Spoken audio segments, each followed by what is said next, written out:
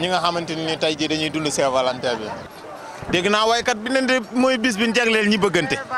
man de loolu laa ko def li waykat bi wax rek moom laa mën a gëm parce que man jànguma mais dégg naa nag mooy bis bi ñu jagleel ñi bëggante te bu ñuy wax affaire yi bëggante man dama ciy sawar parce que man damay dund amour pur am déet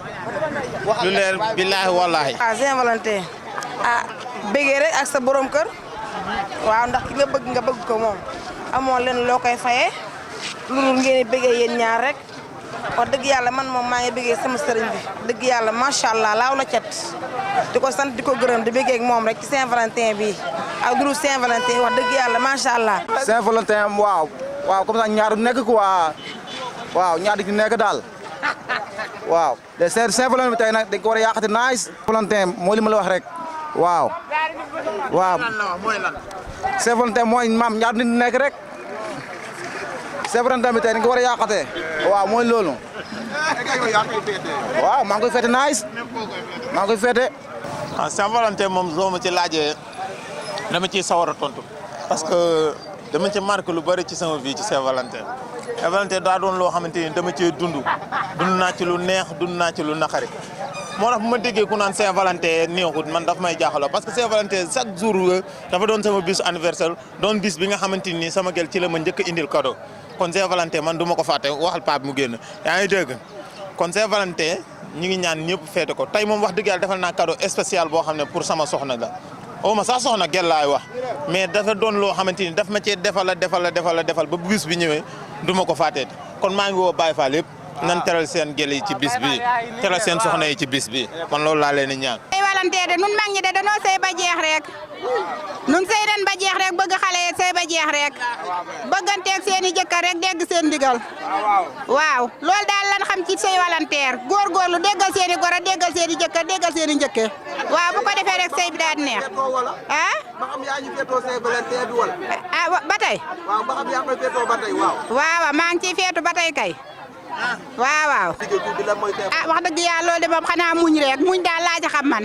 sëy moom neexu daa metti muñ laa ci xam loolu rek laa ci xamal lu ma leen di wax. Saint-Valentin de yaakaar naa ne mooy fête des amoureuses. loolu laa foog man daal pour man Saint-Valentin ñaar ñu bëggante la waaw ñu koy fêté di dund seen bëggeel. waaw man chaque jour bu nekk Saint-Valentin la ci man chaque jour maa ngi koy fêté maag sama jëkkër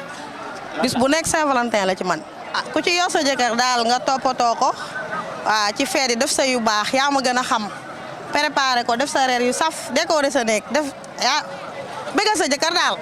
xool li nga xamante ne bii ne mooy li mu bëgg ak liy seral xolam nga def ko. am dañu ne fête bi ci boppam bi ni ñu ko waxee dégg naa am ku ne fête bi kat li ko waral maam nekkut maam ñun julli ñi nekkul suñu fête moo tax du ñu ko feete bu doon leneen la mën nañu ko feete mais nekkul suñu fête. mais Saint-Valentin sa waay man yaakaar naa ne nit ki nga bëgganteel te yàlla tax chaque jour war ngeen a dund mbëggeel te yàlla tax mais du doon da nga xamante ne da ngay bëgganteeg moom di tànn benn bés ba nga xamante ci ngay bëgganteeg moom yow foo da nga fi raxas bale lépp a ngi ci wee jàppale ko jigéen la dafa néew doole bàyyi ñëpp ngir yow ñëw sëyal si la te yàlla tax ñaata góor ñëw bëgg ko ta mu bañ mu ñëw topp la kon chaque jour de dund ak moom mbëggeel te yàlla tax man loolu laa gëmuma leneen man Saint-Valentin nag naam nag nangu naa ko ndax tey boo bëggee nit ki te yàlla tax bu la neexee mun ngaa tànn jour ba nga xam ne da ngay def ak moom Saint-Valentin mais gën leen ngeen dund loof lu neex lu am fulla lu am fayda loolu mooy dëgg di Saint-Valentin comme ça mooy ñaar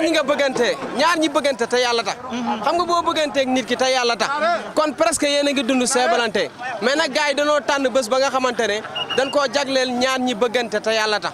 ñu koy dund kon jour boobu nag kum neex mun ngaa xool li la saf nga defal ko ki nga bëggante yaa xam cadeau la yaa xam yére la seen départ rek li nga bëgg quoi man loolu lay laaj man dama koy féete chaque jour dama koy féete amuma jour mooy bàyyi waaye bési tey ji nag dafay raw ndax ci lañ ko jagleel ñaan ñi bëgg. instant bi ci kanam maa ngi bëgg a sol benn rouge noir ngoon gi tamit ma aligné benn rouge blanc kon man xam nga ne maa ngi koy féete tey moom billaay wala wala képp ku ko féetewul pour man dundoo mbëggeel quoi Saint-Valentin daal moo fi ne ca kaw ca kanam en plus Baol Times ñu ngi leen sant di leen gërëm di leen ñaanal affaire bi jëm ca kanam doon ay télé yu mag barke Serigne Touba.